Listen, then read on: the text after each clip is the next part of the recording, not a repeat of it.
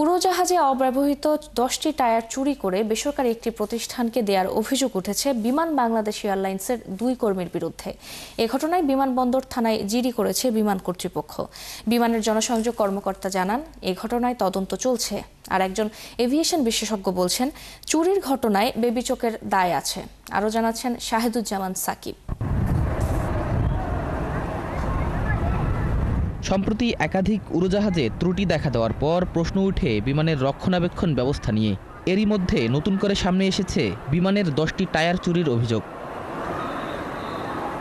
Auction শেডে রাখা বিমানের অব্যবহৃত 10টি টায়ার খুঁজে না পাওয়ায় সোমবার থানায় জিডি করে বিমানের এক সহকারী ব্যবস্থাপক। আর জনসংযোগ কর্মকর্তা জানান, অনুমতি ছাড়াই এগুলো বেসরকারি একটি এয়ারলাইন্সের কাছে বিক্রি করা হয়ে থাকতে পারে। এই ঘটনায় তদন্ত চলছে। আনসার্ভিসেবল টায়ার 10টি, যেগুলি ব্যবহার অযোগ্য, এগুলি মূলত অকশন শেডে রাখা ছিল, যেগুলো ভবিষ্যতে অকশনে সেল করা হবে।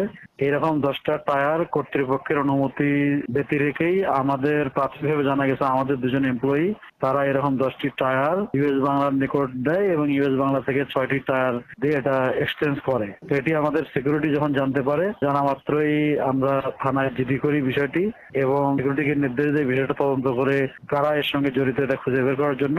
তদন্ত রিপোর্ট পাওয়া মাত্রই আমরা আমাদের যারাই জড়িত থাকবে তাদের বিরুদ্ধে আমরা কঠোর আইনানুগ ব্যবস্থা নেব। একজন বিশেষজ্ঞ বলছেন, টায়ার চুরির ঘটনায় বেসামরিক বিমান চলাচল কর্তৃপক্ষ বা বেবিচোকও দায় এড়াতে পারে না।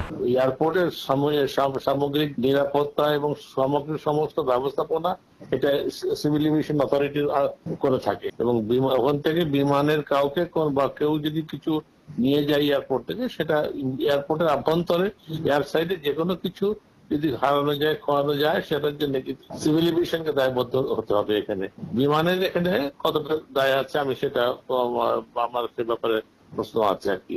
আর বিমানে অন্যান্য যেসব সমস্যা আছে সেগুলো তো ঠিক আছে, তাদের যদি মেনটেন্যান্স এর সমস্যার কারণে ইঞ্জিনিয়ারিং বা মেনটেন্যান্স যারা টেকনিশিয়ান আছে তাদের যেসব সমস্যা হচ্ছে, তারা হয়তো কাজে গাফিলতি থাকতে পারে বা তাদের দুর্বলতা থাকতে পারে। তিনি আরো জানান, ধারাবাহিক বিভিন্ন নেতিবাচক ঘটনায় বিমানের ভাবমূর্তি ক্ষুণ্ণ হচ্ছে।